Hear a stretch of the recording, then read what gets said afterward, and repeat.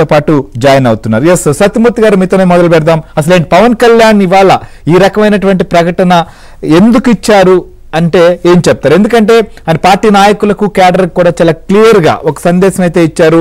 మీరెవరూ కూడా ప్రకటనలు చేయవద్దు, ఇష్టానురీతంగా వ్యాఖ్యలు చేయవద్దు, ప్రస్తుతం ఉన్నటువంటి పరిస్థితులను అర్థం చేసుకోవాలి, విస్తృత రాష్ట్ర ప్రయోజనాలు ముఖ్యం అనేటువంటి అంశంలో జనసేన పనిచేస్తుందని చెప్పి. ఏంటి ఆయన పైన ఒత్తిడి ఉందనుకోవచ్చా, లేకపోతే క్యాడర్లో ఏమైనా కన్ఫ్యూజ్ అవుతున్నారు అనుకోవచ్చా?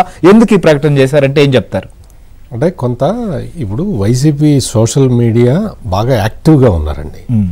వాళ్ళు ఏం చేస్తున్నారంటే మొత్తం పొలిటికల్ సిచ్యుయేషన్ని కన్ఫ్యూజ్ చేయడానికి వాళ్ళు రకరకాలుగా ప్రయత్నాలు చేస్తున్నారు. ఓకే, దానికి ప్రధాన మెయిన్ ఉదాహరణ చెప్పాలి అంటే చంద్రబాబు నాయుడు వెళ్ళి అమిత్ షా కాళ్ళు పట్టుకున్నాడని ఒక ఫోటోని మార్ఫింగ్ చేసి దారుణమైన ఫోటోలు వదిలారు.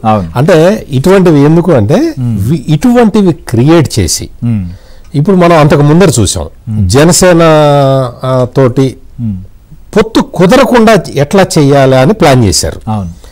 వాళ్ళే జనసేన పేరుతోటి వాళ్ళే కొన్ని అకౌంట్లు క్రియేట్ చేసి వాటి ద్వారా వాళ్ళేదో డిమాండ్ చేస్తున్నట్టు ఈ విధమైన ఇవి పెట్టారు సోషల్ మీడియాలో. అట్లాగే తెలుగుదేశం పార్టీ తరఫు నుంచి కూడా ఏదో ఒక ఇది పెడతారు, అంటే క్యాస్ట్ సజెషన్ వచ్చేలాగా ఒక పేరు పెట్టుకుంటారు, వాళ్ళే దొంగ అకౌంట్లు పెట్టేసి చేస్తుంటారు అన్నమాట. ఇటువంటి క్రియేషన్ చాలా ఎక్కువగా ఉన్నది. సరే, సోషల్ మీడియాలో లేకపోతే ప్రత్యర్థుల కుట్రలు రకరకాలు ఉంటాయి, కానీ పార్టీ నాయకులు అంటే కొంత మెచ్యూరిటీ ఉండి లేదా పార్టీలో జరుగుతున్న పరిణామాలను గమనిస్తా ఉన్నటువంటి నాయకులను కూడా ఇవాళ పవన్ కళ్యాణ్ గారు ఒక పిలుపునివ్వాల్సినటువంటి పరిస్థితి ఎందుకు వస్తుంది? అదే ఎందుకంటే ఈ కన్ఫ్యూజన్ తోటి ఏమవుతుంది అంటే లోకల్ గా ఉన్న క్యాడర్ అంతా కూడా వాళ్ళ నాయకుల్ని అడుగుతున్నారు, ఈ సీటు నీకు వచ్చిందా రాలేదా అని అడుగుతున్నారు. దాంతో వాళ్ళు ఏం చెప్తున్నారు, ఇప్పుడు జనసేన ఉన్నారు, జనసేన వాళ్ళు ఈ సీటు మనకే వస్తుంది అని అన్న చెప్పుకోవాలి కదా. అవును, జనసేన ఈ సీటు నాకు రాదు అని చెప్పుకోలేని పరిస్థితి ఉంటుంది. అట్లా చెప్పుకుంటే తెలుగుదేశం తోటి కన్ఫ్యూజన్ వస్తుంది. ఈ విధమైన సిచ్యుయేషన్ ని అంటే సోషల్ మీడియా ద్వారా వాళ్ళు ఇంజనీరింగ్ చేస్తున్న దాన్ని అది సొసైటీలో కొంత రిఫ్లెక్ట్ అవుతూ ఉన్నది. దాంతో కింద స్థాయి నాయకులందరూ కూడా అంటే ఎవరైతే ఎమ్మెల్యే ఆస్పిరెంట్స్ ఉంటారో వాళ్ళు పైకి కొంచెం ప్రెషర్ పాస్ ఆన్ చేస్తున్నారు. ఇది ఒక జనసేనకే కాదు, తెలుగుదేశానికి కూడా ఇదే ప్రెషర్ ఉన్నది.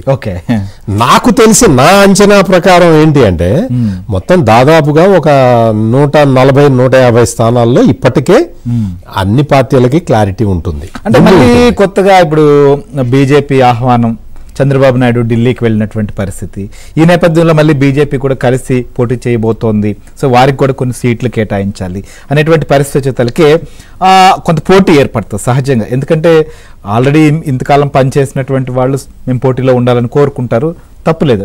అది నిజంగా కూడా పార్టీ వాళ్ళకి ఇవ్వాలనే పరిస్థితులు ఉన్నప్పటికీ కూడా ఈ కొత్త పొత్తులు లేకపోతే మొత్తం ఈ కలయిక కారణంగా కూడా ఇలాంటి పరిస్థితులు ఏమైనా ఎదురవుతున్నాయా?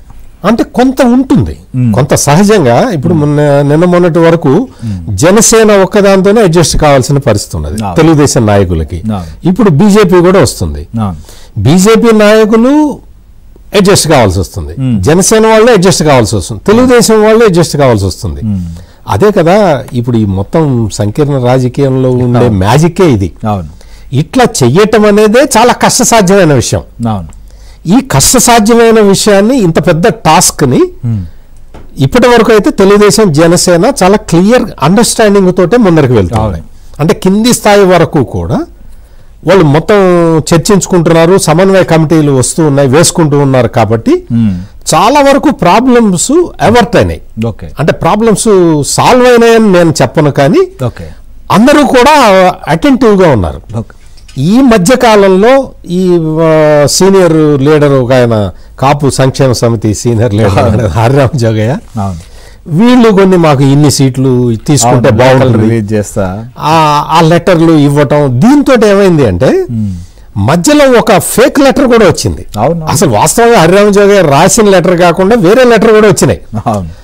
ఇవన్నీ అడ్వాంటేజెస్ అన్నమాట, వైఎస్ఆర్ కాంగ్రెస్ పార్టీ తీసుకుంటున్న అడ్వాంటేజెస్.